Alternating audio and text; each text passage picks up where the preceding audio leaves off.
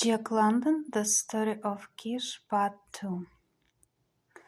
Jeers and scornful laughter followed him out of the igloo, but his jaw was set, and he went his way, looking neither to right nor left. The next day he went forth along the shoreline, where the ice and the land met together.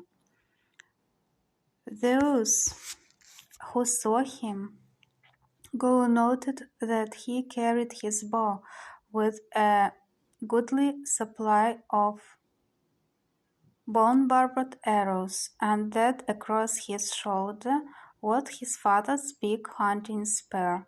And there was laughter and much talk at the event. It was an unprecedented occurrence. Never did boys of his tender age go forth to hunt, much less to hunt alone. Also were there shaking of heads and prophetic mutterings, and the women looked pityingly at Aquila, and her face was grave and sad.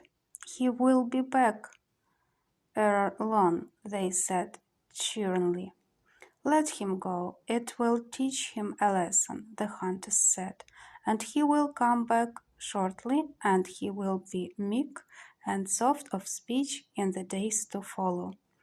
But a day passed, and a second, and on the third a wild gale blew, and there was no Keesh.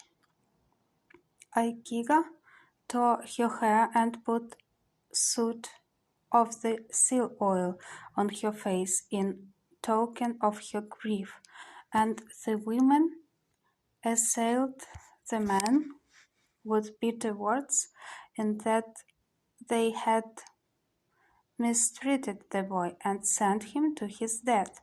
And the men made no answer, preparing to go in search of the body when the storm abated.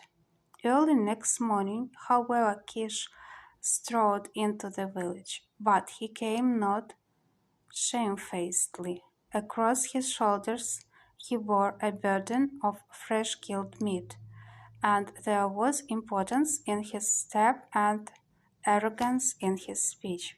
"Go, ye men, with the dogs and sledges, and take my trail for the better part of a day's travel," he said. "There is much meat on the ice, a she-bear, and 2 half-grown cubs." Aikiga was overcome with joy, but he received her demonstrations in manlike fashion, saying, "Come, Aikiga, let us eat, and after that I shall sleep, for I am weary."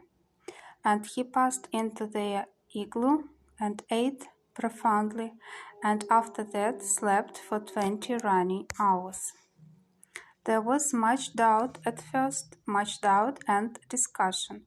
The killing of a polar bear is very dangerous, but thrice dangerous is it, and 3 times thrice, to kill a mother bear with her cubs. The men could not bring themselves to believe that the boy Keesh single-handed and accomplished so great a marvel. But the women spoke of the fresh-killed meat he had brought on his back, and this was an overwhelming argument against their unbelief. So they finally departed, grumbling greatly that in all probability, if the thing was so, he had neglected to cut up the carcasses. Now in the north it is very necessary that this should be done as soon as a kill is made. If not, the meat freezes so solidly as to turn the edge of the sharpest knife, and 300-pound bear frozen stiff is no easy thing to put upon a sled and haul over the rough ice. But arrived at the spot, they found not only the kill, which they had doubted, but that Keesh had quartered the beasts in true hunter fashion and removed the entrails. Thus began the mystery of Kish, a mystery that deepened and deepened with the passing of the days. His very next trip he killed a young bear, nearly full grown, and on the trip following a large male bear and his mate. He was ordinarily gone from 3 to 4 days, though it was nothing unusual for him to stay away a week at a time on the ice field. Always he declined company on these expeditions, and the people marveled. How does he do it? They demanded of one another. Never does he take a dog with him, and dogs are of such great help too.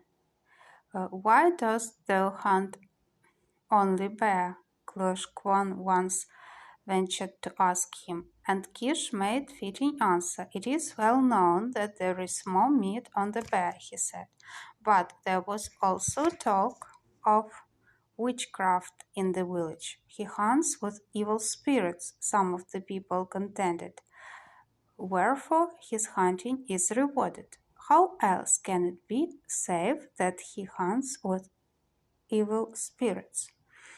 Mayhap they be not evil, but good these spirits, others said. It is known that his father was a mighty hunter.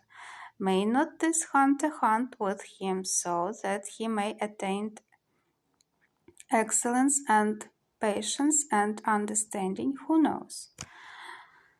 Nonetheless, his success continued, and the less skillful hunters were often kept busy hauling in his meat, and in the division of it he was just. As his father had done before him, he saw to it that the least old woman and the last old man received a fair portion, keeping no more for himself than his needs required.